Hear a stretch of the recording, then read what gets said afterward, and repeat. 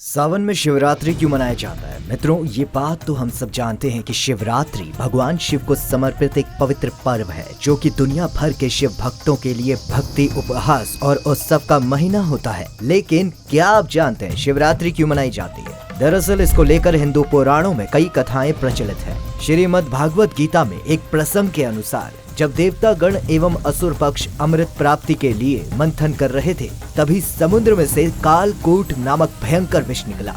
ये विष इतना खतरनाक था कि इससे समस्त जगत भीषण ताप से पीड़ित हो गया। देव दैत्य तो बिना पिए ही उसे सूंघते मात्र ही बेसुध हो गए और अगर इसे फेंका जाता तो संपूर्ण सृष्टि का विनाश हो जाता। तब भगवान शिव ने संसार को इस मुसीबत से बचाने के लिए विष को अपने हाथों में लेकर पी गए, किंतु उन्होंने इसे निगला नहीं, क्योंकि वो जानते थे कि उनके हृदय में रहने वाले भगवान को ये विष तनिक भी नहीं रचेगा, और संपूर्ण विष को अपने गले में रोक लिया।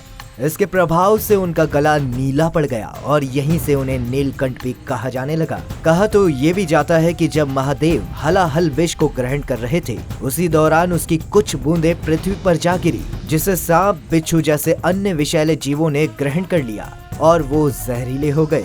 कहते हैं कि अत्यधिक जहर की वजह से उनका गला जलने लगा, जिसको दूर करने के लिए शिव गणों ने उन पर पानी की बौछार करना शुरू कर दिया। बस मित्रों, तभी से सावन के दिनों में कावड़ यात्रियों को, शिव भक्तों को शिवलिंग पर जल अभिषेक करने से विशेष फल की प्राप्ति होती है। वहीं एक अन्य कथा के मुताबिक एक बार शिवजी का एक परम भक्त लकड़ियां काटने के लिए जंगल में जाता है और उस घने जंगल में वो खो जाता है। वहीं अत्यधिक रात हो जाने के कारण उसे घर जाने का रास्ता नहीं मिल रहा था। अब क्योंकि वह जंगल में काफी अंदर चला गया था, इसीलिए जानवरों के डर से वो पेड़ पर चढ़ गया। लेकिन उसे डर था कि अगर वो सो गया तो पेड़ से गिर जाएगा और जानवर उसे खा जाएंगे।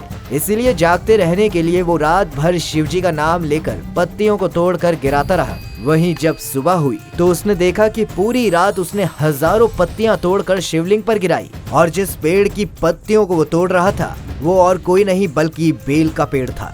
अब जाने अनजाने ही सही, लेकिन उसने रात भर शिवजी की पूजा की, जिससे प्रसन्न होकर शिवजी ने उसे आशीर्वाद दे दिया। मित्रों, इसीलिए शिवरात्रि के बाद तुरंत पेड़ फूलों से भर जाते हैं, धरती फिर से उपजाऊ हो जाती है, और यही कारण है कि पूरे भारत में शिवलिंग को उत्पत्ति का प्रतीक माना जाता है। भारत के हर कोने में शिवरात्रि को अलग अलग तरीके से मनाया जाता है। साथ ही शिव पुराण की एक अन्य कथा के अनुसार एक बार ब्रह्मा जी और विष्णु जी में श्रेष्ठ होने का विवाद छिड़ गया।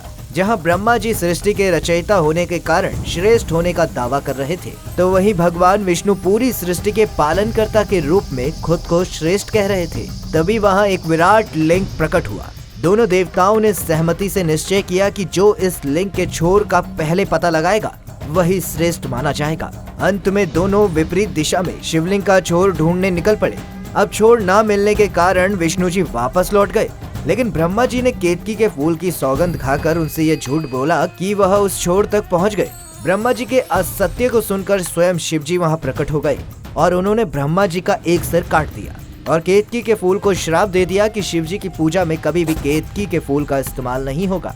अब क्योंकि इस दिन पहली बार शिव जी ने खुद को शिवलिंग के रूप में प्रकट किया था, इसीलिए इस दिन को बहुत ही शुभ विशेष माना जाता है। संपूर्ण जगत इसे शिवरात्रि के रूप में मनाता है।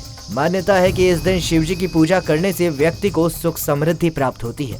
तो मित्रों, आज के लिए बस इतना ही। अगर आपको ये वीडियो पसंद आई हो तो इसे लाइक करिएगा, ज्यादा से ज्यादा शेयर कीजिएगा, हमारे पेज को फॉलो कीजिएगा और कमेंट सेक्शन में हर हर महादेव जरूर लिखिएगा।